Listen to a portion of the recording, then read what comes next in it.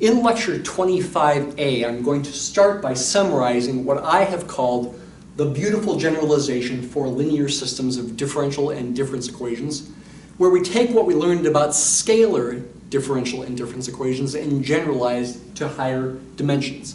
It's a very cool thing. I call it the beautiful generalization.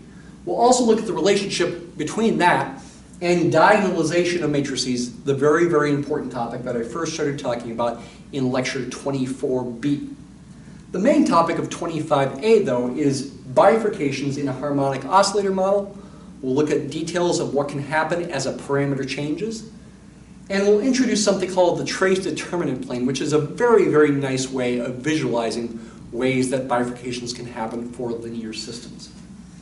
All right, so let's start by summarizing the beautiful generalization. First, recall that we know the unique solution of the first-order scalar differential equation IDP, this one right here, dy dt equals a times y, and y of 0 equals y sub 0, where y sub 0 is fixed, is given by, we've talked about this a lot, can you think of it?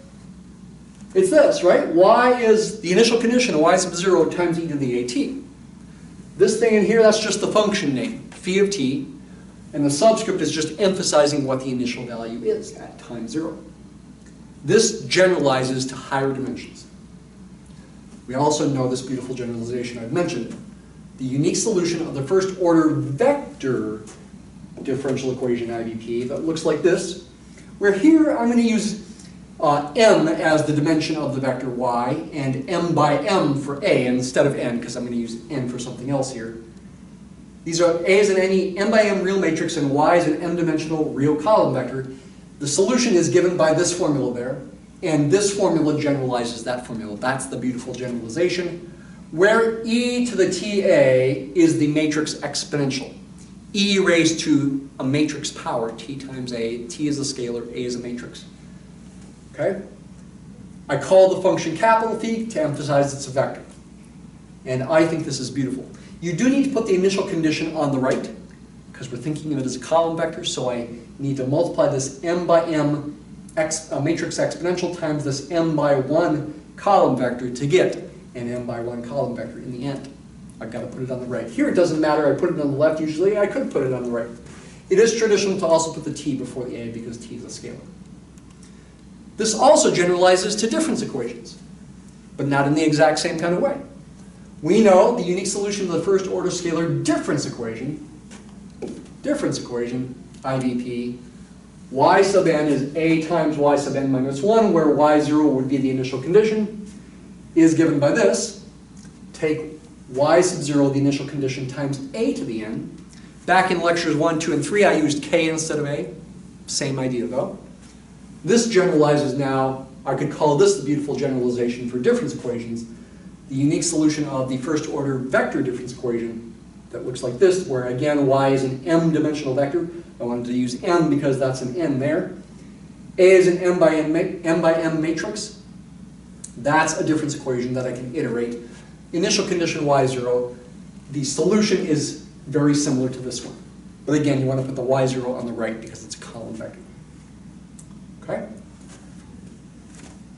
We can also relate this to flow maps. Listen carefully here. This is always a little tricky. Remember that the time t flow map, fancy curvy phi, superscript t, where you think of superscript t as fixed, of y0, the initial condition you think of as the vector variable, has the same formula as this. These two things are exactly the same, but we're just thinking of it different. T is fixed, y0 is the variable. We're back here, y0 was fixed and t was the variable.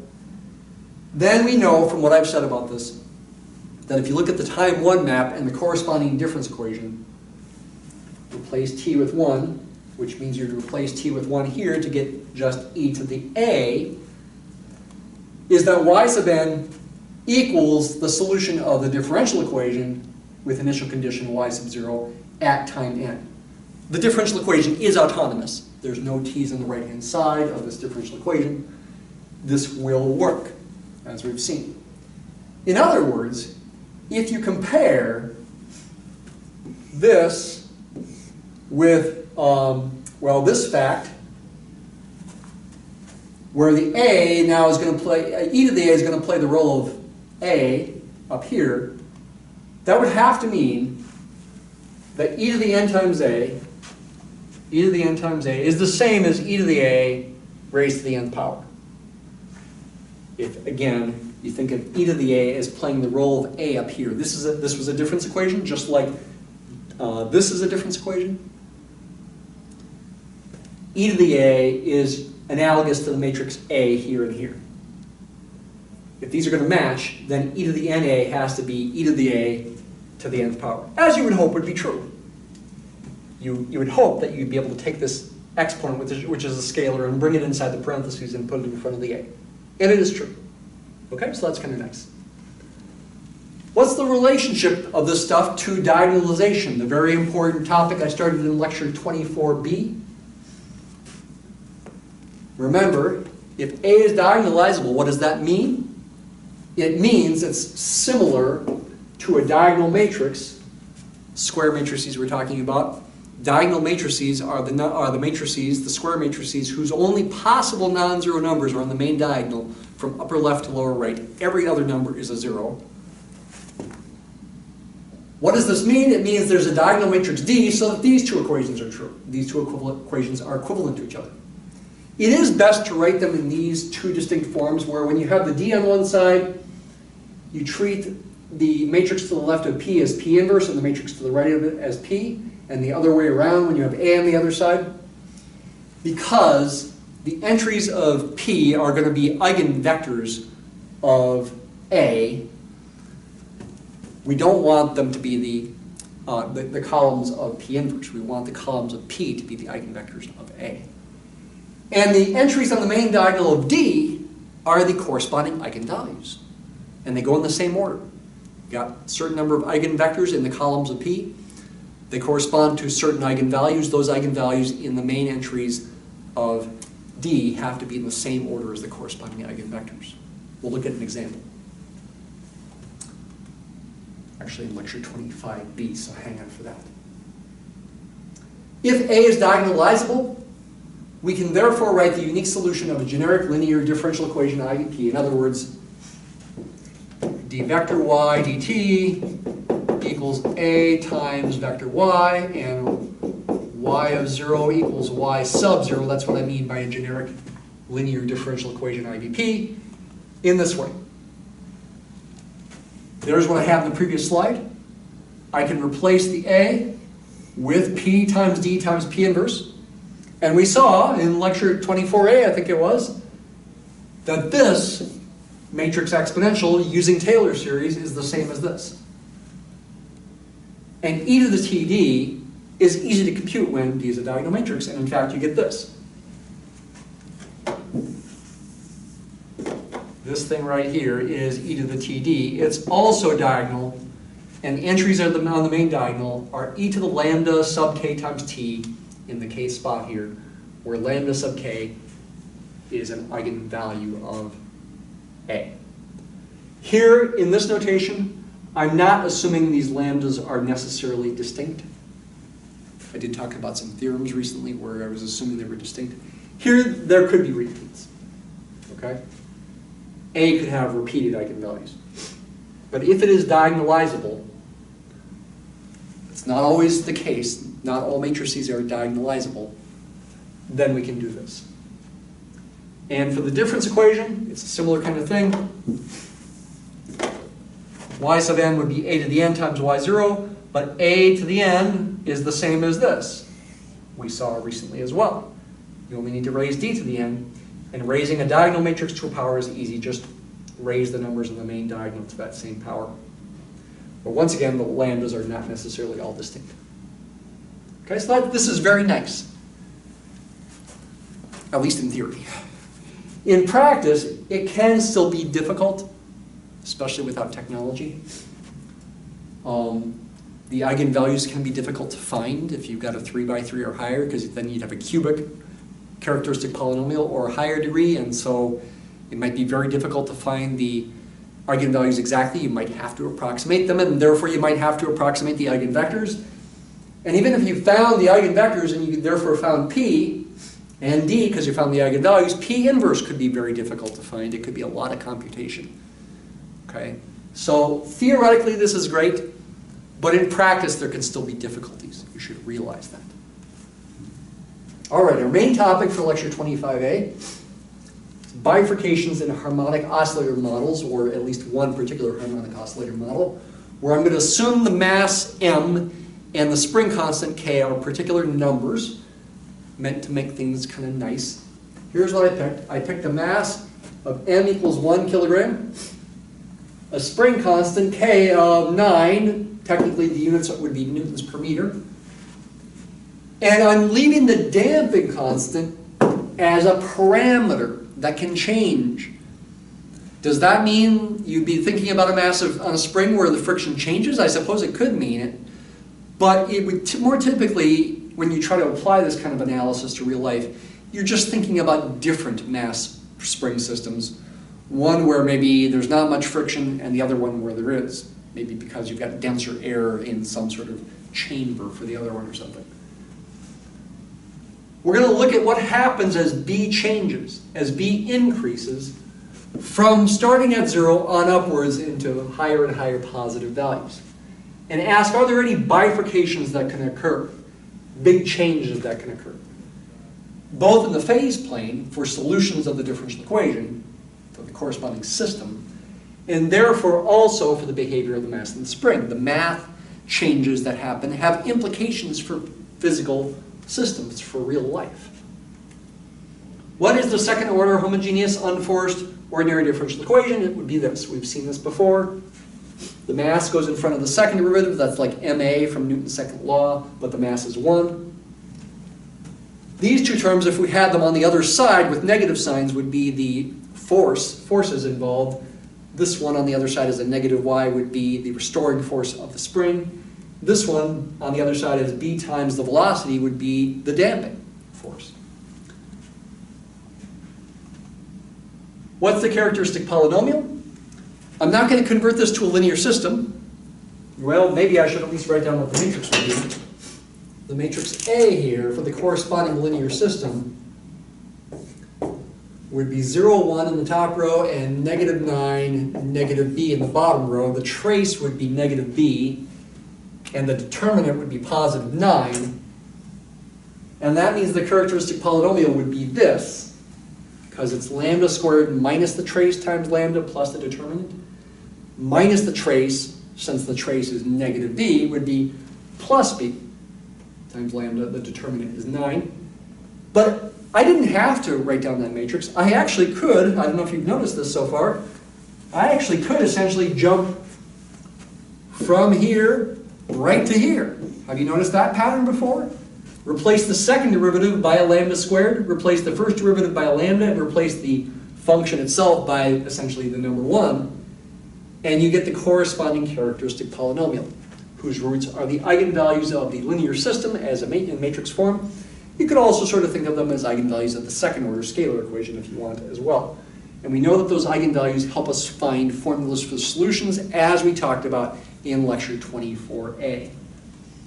Using the quadratic formula, these are the eigenvalues. Lambda is negative b, take the negative of that thing there, plus or minus b squared, minus 4 times 1 times 9 is 4 times 9 is 36. All over 2 times 1. This is our eigenvalues for the harmonic oscillator. In the harmonic oscillator model, we are assuming b is not negative. If b is equal to 0, that's called undamped, no damping, no friction, and the mass oscillates back and forth forever and ever. Not realistic, but maybe a halfway decent approximation if the damping is very, very, very small. And it's worthwhile thinking about anyway. In any real system, no pun intended, you're going to have some damping. B will be positive, but B will not be negative. We're not thinking about negative B's here. You could say, as we now start thinking about bifurcations, big changes that can occur, that there's a bifurcation right away as B changes from 0 to a slightly positive number. Because at 0, undamped, no damping, no friction, the solution functions only have cosines and sines we saw in 24A. And that ends up meaning the phase plane, the YV phase plane, solution curves are periodic solutions. They go around and around the origin. When B is slightly positive, we've seen you will get a spiral sink at the origin. When B equals 0, the eigenvalues are purely imaginary, plus or minus 3i. If I draw that complex plane, real axis, imaginary axis, these two numbers, plus or minus 3i, are going to be on that imaginary axis, complex conjugates of each other. When B is 0. They change from that to the non-real complex numbers with negative real parts that look like this. Excuse me. I wrote it in a different form. For one thing, I wrote it as the plus or minus of two separate fractions. I took the negative b over 2 and put it right there. But I also, essentially, in the case where I've got these complex eigenvalues, I factored out a negative 1 out of there to write it as negative 1 times, in parentheses, 36 minus b squared. And then the square root of negative 1 is I. There's I. And I'm left with the square root of 36 minus b squared in there. And when b is between 0 and 6, that's going to be a positive number, and the square root will be a real number. But the eigenvalues themselves are complex numbers. Solution formulas, again, change from having only cosines and sines to also including exponential decays as factors in of the cosines and sines. In the phase plane, you get spiraling toward the origin. If you graph y and v individually as functions of time, you'll get oscillations in the graph with decreasing amplitude as time gets larger. You should certainly be able to use your calculator to do that, to make those graphs. There's still an equilibrium point at the origin no matter what, but it changes from what we call a center to a spiral sink. Are there any other bifurcations, though? This is one bifurcation right away. B equals 0 to B is slightly positive. Are there any others? Well, it depends on what you mean by the word bifurcation. So what do we mean by the word bifurcation? Well, excuse me, to some extent it's a bit of a matter of debate what you mean. Mathematician Henri Poincaré coined the term back in 1885 to emphasize that it often occurs when two, emphasis on the word two because of the prefix bi, equilibrium points are born and fork away. That's where the furcation part. Two forks, in a sense, is what bifurcation means. Where they fork away from each other, such as we saw in many bifurcation diagrams that we made back in chapter 1 when we were first talking about bifurcations. Back then we had phase lines, we were talking about scalar equations, and we had a parameter mu. And essentially the bifurcation diagram, well, typically it might look something like this. You would have a curve of equilibrium points that correspond to equilibrium points for phase lines for these values of mu over here. And maybe this one up here is a sink, and this one down here is a source. And as mu decreases, at least, they would come together to give you a node right at this bifurcation value, which is right there. That's the special value. Call it mu star. It would be a node there, and then when mu is less than that, it would be all downward pointing arrows, no equilibrium points. I could also think of it the other way around. As mu increases, then I go from no equilibrium points to one equilibrium point being born. And then once mu is past mu star to the right of it, then I've got two equilibrium points. There's a forking going on, two equilibrium points. If that's what you mean, then I guess what I'm about to say is not really bifurcations, but we really mean something more general here. We essentially mean just big changes. We don't need to limit ourselves to this. We can say that a topological bifurcation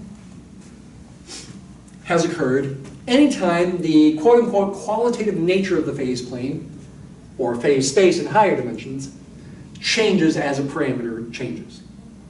Most commonly, we might see the number of equilibrium points change. Though for linear systems, at least when things are non-degenerate, there's always just going to be one equilibrium point. There are degenerate linear systems we'll talk about in the next lecture where there's actually infinitely many equilibrium points. But we will apply these ideas to nonlinear systems too, and sometimes you might have no equilibrium points bifurcate into two. That can happen for nonlinear systems in the plane. A second way a bifurcation can occur is if the general type,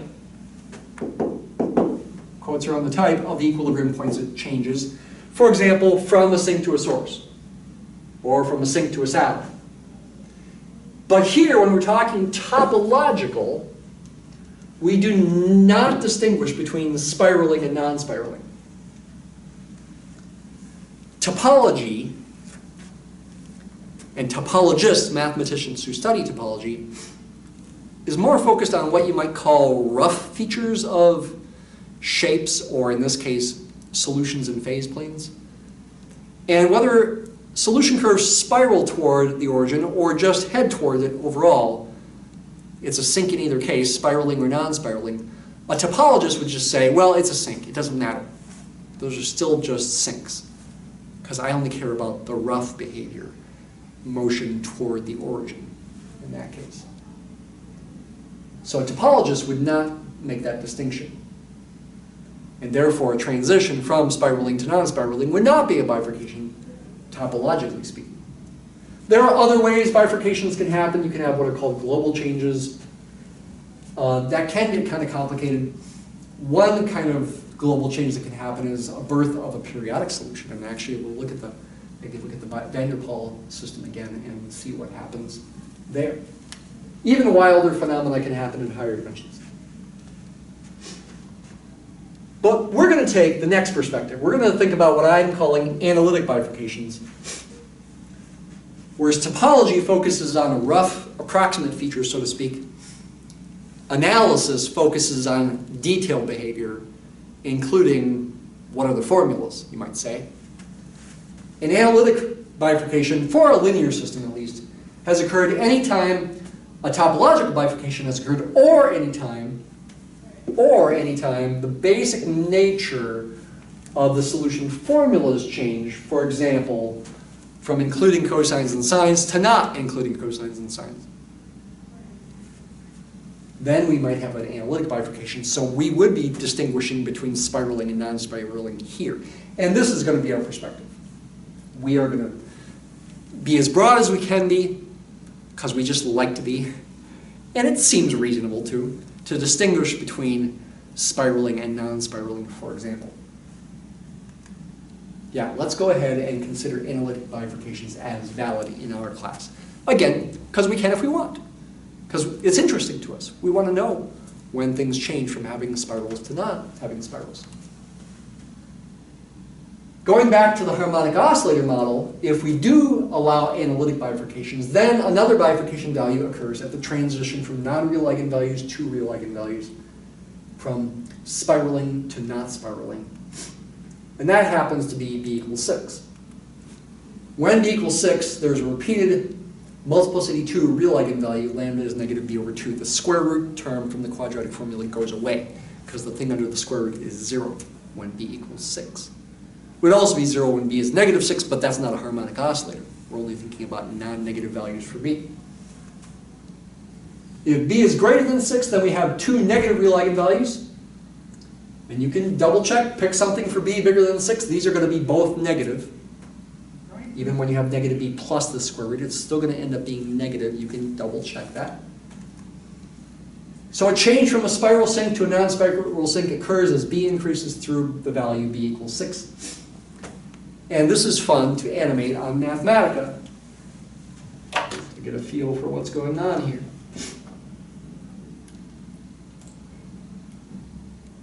So the coding that I did here is kind of complicated, as you can see. Don't worry about that code, though I will have it for you if you desire in the Google Drive. Here I'm saying A is a matrix that depends on B. Matrix-valued functions? Are there such things? Yeah. In fact, the matrix exponential is. When you think of t as the variable, e to the ta is a matrix value. What's the eigensystem? It depends on B. These are the eigenvalues here and here. And these are the corresponding eigenvectors. If the eigenvalues are complex numbers, are the eigenvectors complex? Yeah, they will be. But remember, we're ultimately interested in using Euler's identity, as we've done recently, to find real solutions. Algebraically speaking, if you've got complex number eigenvalues, the eigenvectors are complex as well, but we want to separate into real and imaginary parts as far as the differential equations go. This is the right-hand sides of the differential equation. Notice the relationship between these two functions, and what I erased over here was the matrix A was 0, 1, -9, -b. These are the right-hand side functions for dx, dy dt, and dv dt. Y is first, d is second. Did I enter those? Yeah, I think I did earlier, actually. Okay, so now here we have the phase plane. Starting when b is 0. No damping. This is undamped. Essentially, the blue curves are the solution curves. And you can see they go around and around the origin. They are periodic. If you start on one, say this one, and follow it, you will come back to where you started. Okay, these are periodic solutions. The brown line, which is the y-axis, is the y-no line where solutions cross with vertical tangents. Vertical velocity vectors pointing down over here and up over here.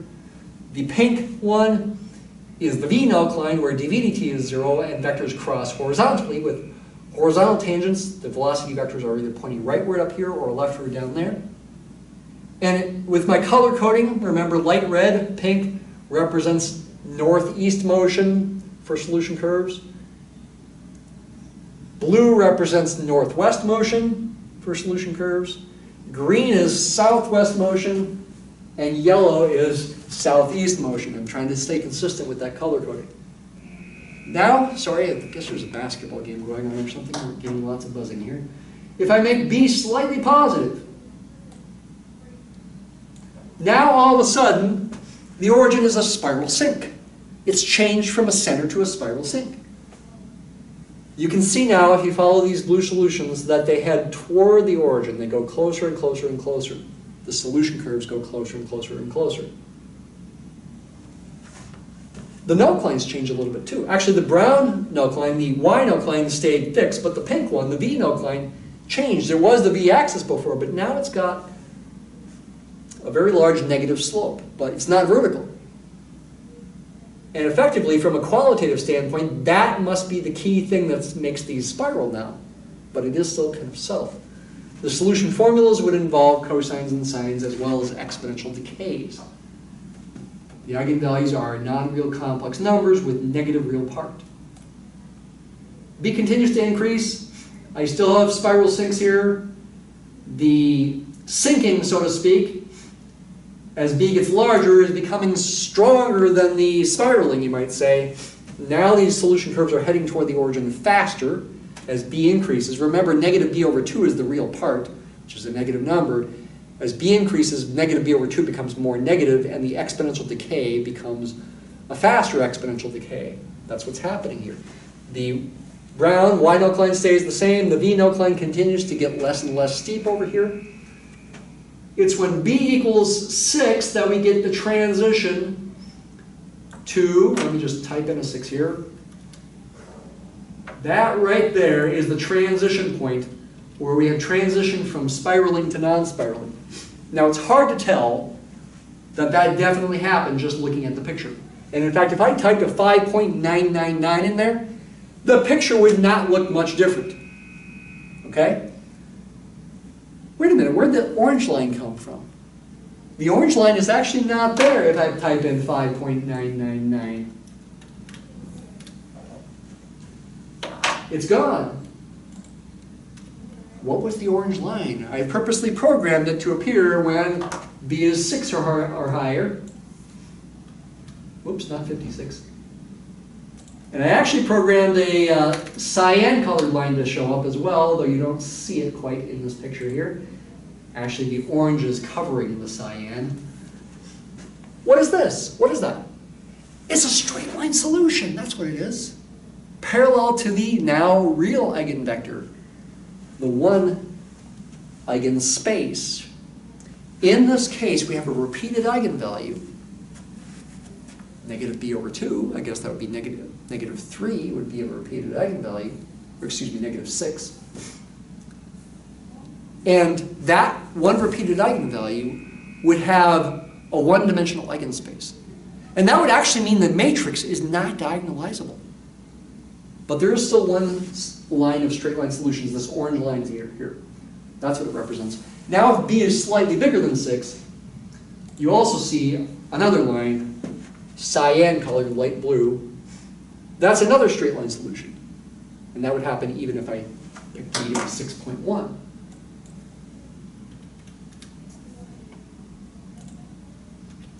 Like that. That's another straight line solution. Because I've got two distinct real eigenvalues now that are both negative. They become more and more separate as b increases. The orange one tends toward the v-null line. And as I mentioned before, most solutions, except the ones that are on the cyan-colored straight line solution, are tangent to the orange one as t goes to infinity. That's the one that corresponds to the eigenvalue closer to 0. Remember I talked about that before? 1 or 2 lecture A's ago? Most of these are tangent to the orange one as t goes to infinity. A little hard to tell in some ways, but it is true. Here's when b is 12. Okay? So we have changed from spiraling to non-spiraling once b went through 6. So for us, another bifurcation occurs at b equals 6. Just play it too and just enjoy what happens. Okay? The null lines are changing. The existence or non-existence of straight line solutions is being affected. I think that's pretty interesting. We're going to end lecture A here by doing one more summary slide. I have slides somewhat similar to this in previous lectures. But this one's got a bit of a different twist to it that is going to be helpful for us in lecture 26A and maybe 27A, we'll see. I'm going to summarize the behavior of the system based on the eigenvalues. Take 2, I had a take 1. I didn't call it take 1, but take 2 means it's the second way to think about it. Once again, we have an arbitrary two-dimensional linear system. Once again, we can find the characteristic polynomial. This is the same as these other slides that I've had in lecture, I think, 23A and 24A. Notice the characteristic polynomial is lambda squared minus the trace times lambda plus the determinant. A plus d is the trace, sum of the numbers in the main diagonal. AD minus BC is the determinant. In theory, we can factor that. Now, this is new. This is just different ways of writing the eigenvalues. Since this is the characteristic polynomial right here, I can write the eigenvalues in terms of t and d. Careful, it's a negative t that's the coefficient of the lambda to the first term, so I get a positive t there. There's no negative sign in front of that. That should be a positive, it's not a typo. Plus or minus that number squared, minus 4d means 4 times 1 times d, as in the quadratic formula, all over 2 times 1, the coefficient of lambda squared is 1. That's one way to write the eigenvalues in terms of the trace and determinant. In terms of A, B, C, and D, you could write it this way. Through some algebra, you could write that way, and through some algebra, you could rewrite it that way, okay? Those are all fine and dandy. However, in what I'm about to show you, I'm only going to focus on this form, which is obviously simpler looking, and that's part of the advantage of using the trace and determinant is you get simpler formulas for the eigenvalues. These eigenvalues are real and distinct if and only if, IFF again means if and only if, what happens? As I go through this, I'm going to make a picture and kind of fill in the picture as I go. This is going to be a picture of the so-called trace determinant plane with the axes labeled T and D. Touchdown! No, trace and determinant. Touchdown. That's a sport in America, American football, touchdown. Okay? And what I want to do is I want to separate the different cases for the different eigenvalues in the different systems based on the values of t and d. I'm going to separate this plane into different regions where different things can happen. So, first of all, I have real eigenvalues that are distinct, real as well, if and only if, round the thing under the square root, t squared minus 4d is positive, which means t squared is bigger than 4d, or said another way, 4d is less than t squared, which is equivalent to d being less than t squared over 4, if you want to write it that way. Based on that, it's going to be helpful to draw a parabola in this picture representing the curve where d equals t squared over 4 exactly. Now you might be scratching your head and saying, well, can I do that? I mean, what if the determinant doesn't equal t squared over 4? Well, I can make this picture without thinking about differential equations at all. And when I draw this curve, I am just trying to draw the curve where d equals t squared over 4 as an ordinary graph, a parabola. For a given system, d might equal t squared over 4, or it might be bigger, or it might be less. If it's less, if d is less than t squared over 4, for a given particular example, in this picture you're going to be below this parabola. And it's when you're below the parabola in the picture that the origin is well, the eigenvalues are real and distinct. The origin could be a non-spiral sink or a non-spiral source or a saddle point are the possibilities, or some special cases. They're complex and non-real if the opposite happens. 4d is bigger than t squared, d is bigger than t squared over 4, that's when the thing under the square root becomes negative. That's when you're above this parabola. Above it, d is bigger than t squared over 4.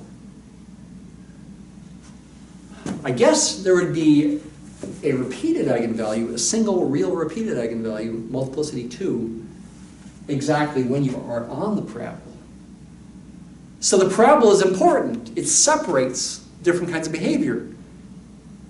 If our matrix A depended on some parameter, like maybe I let just little a vary and everything else be constant, a bifurcation would occur, an analytic bifurcation would occur if I cross this repeated root parabola.